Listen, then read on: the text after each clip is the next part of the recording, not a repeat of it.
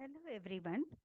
Today I am going to help you in understanding the importance of learning active voice and passive voice. So, what is the purpose of learning active voice and passive voice?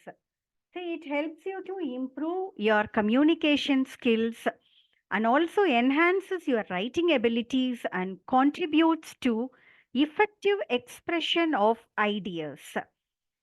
So, while learning, we need to understand various voices that enables the writers to convey their thoughts in a more clearly and precise manner.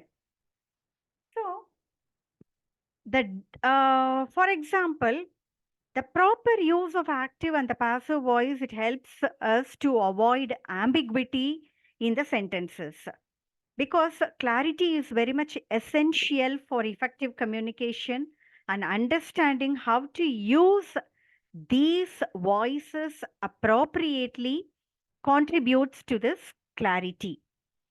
Even in academic settings, standardized tests and exams, it often assess the knowledge of grammar and writing conventions.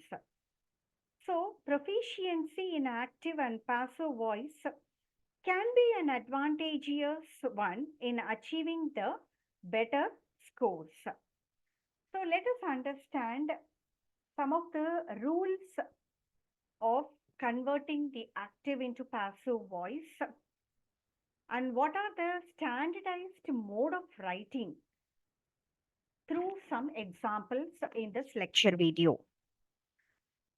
A transitive verb has two voices, that is the active and the passive. I have given here an example to understand, to make you understand easily. The hunter shot the lion. See, what we say about the subject is we call it as predicate. That is what I have mentioned here, right? The name of a person or thing we speak about is the subject. So the hunter shot the lion. Here, the hunter is the subject, shot is the verb, the line becomes the object. So you will see that both the sentences mean the same thing. The lion was shot by the hunter. But when you look at the first sentence, the subject, the hunter, is the doer of the action, shot.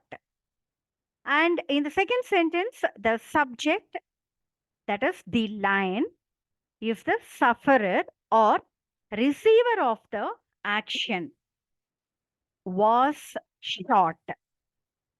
So, a verb is said to be in the active voice when the person or thing denoted by the subject acts or is active.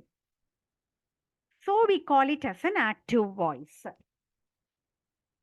And a verb is said to be in the passive voice when the person or thing denoted by the subject does not act but suffers the action done by something or someone.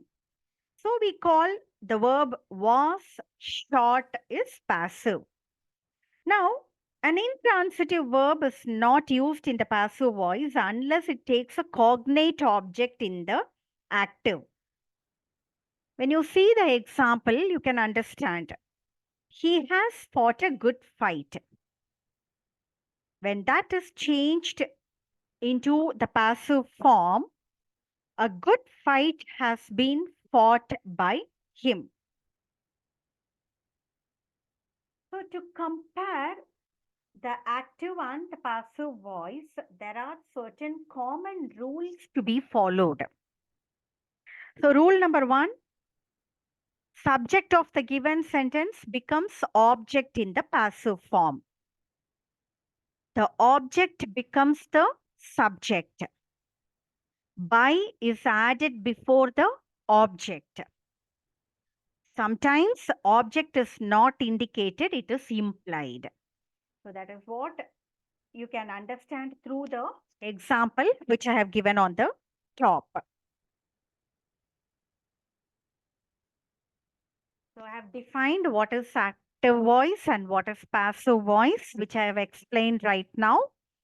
A verb is in the active voice when its form shows that the person or thing denoted by the subject does something. Or in other words, we call it as the doer of the action.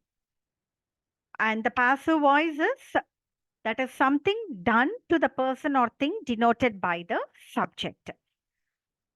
Voice is that form of a verb which shows whether what is denoted by the subject does something or has something done to it. Some more examples I've given. I wrote a letter.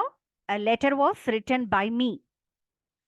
The subject I in the given sentence goes to the place of the object, and the object letter becomes the subject. This is what a very simple understanding of converting an active into a passive form.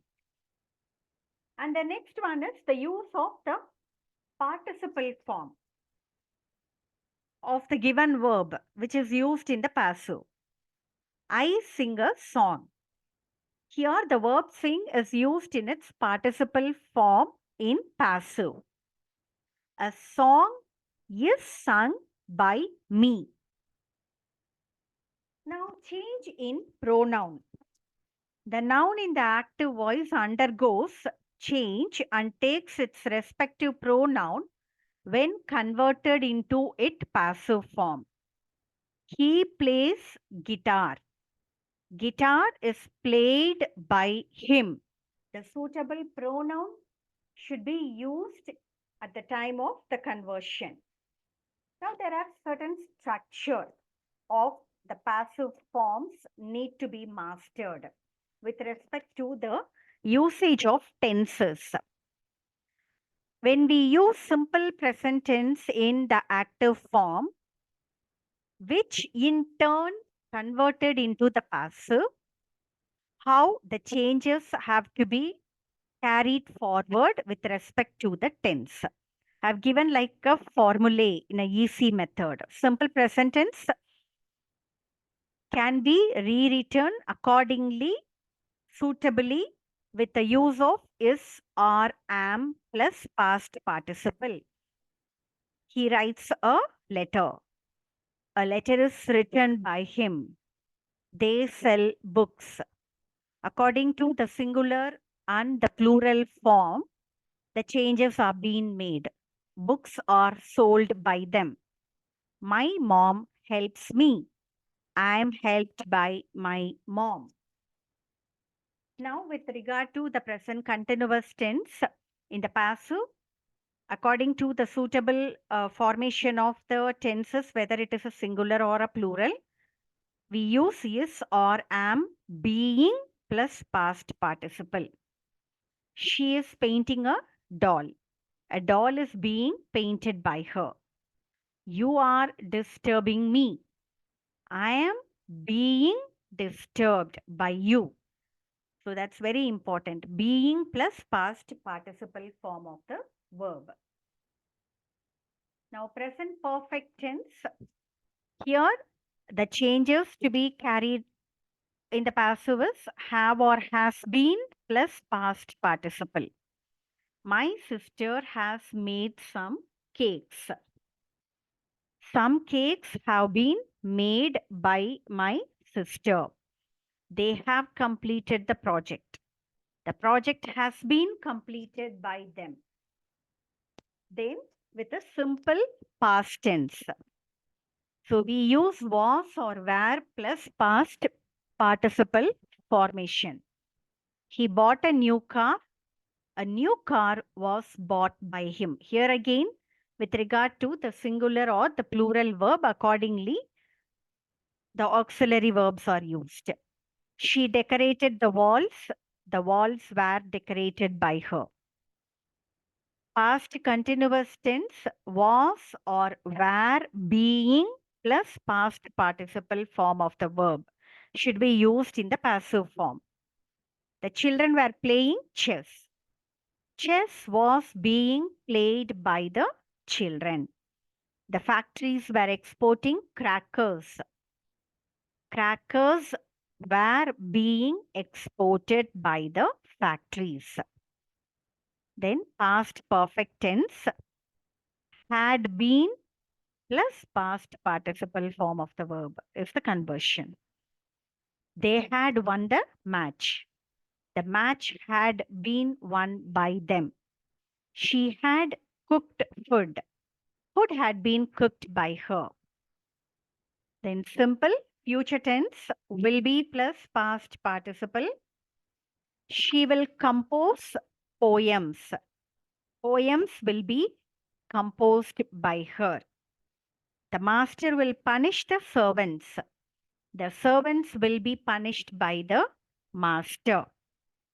Then future perfect tense will have been plus past participle. He will have finished his work. The work will have been finished by him. So there are also certain common rules need to be understood. When a transitive verb has two objects, that is, the indirect object and direct object fall on the same sentence. Either the direct or the indirect object may become the subject of the sentence in the passive form. Sita lent me 50 rupees. Here, Sita lent me. What she lent, we do not know. So that is the indirect object. 50 rupees. Now we are very sure about what had been lent to us. So that becomes the direct object. So when we change this into the passive formation, either that is uh, either of the verb, the direct or the indirect object can be the subject. So both the ways is being given here for your understanding. I was lent 50 rupees by Sita. It can also be written as 50 rupees were lent to me by Sita. Then the second important rule to be noted down is prepositional objects. This can also become a subject. They laughed at her. So with a suitable usage of the pronoun, we can change that into the passive voice. She was laughed at. Then the third one, passive voice may also be used with the infinitives. They must do it at once. When you change that into passive voice, it must be done at once. Then, when the subject is unknown or vague, it remains unexpressed in the passive voice. Here, in such cases, the agent by is not needed. They crowned him king. Can be changed as he was crowned king. There are also certain exceptional cases with the passive form. There is no passive form for present perfect continuous tense, past perfect continuous tense, future perfect continuous tense, future continuous tense. And sentences with intransitive verbs do not take the passive forms. So, learning about active and passive voice is not only about adhering to the grammatical rules, but also about becoming a more versatile and effective communicator, particularly with regard to the academic settings. Following up of the grammar conventions, the writing conventions is very important.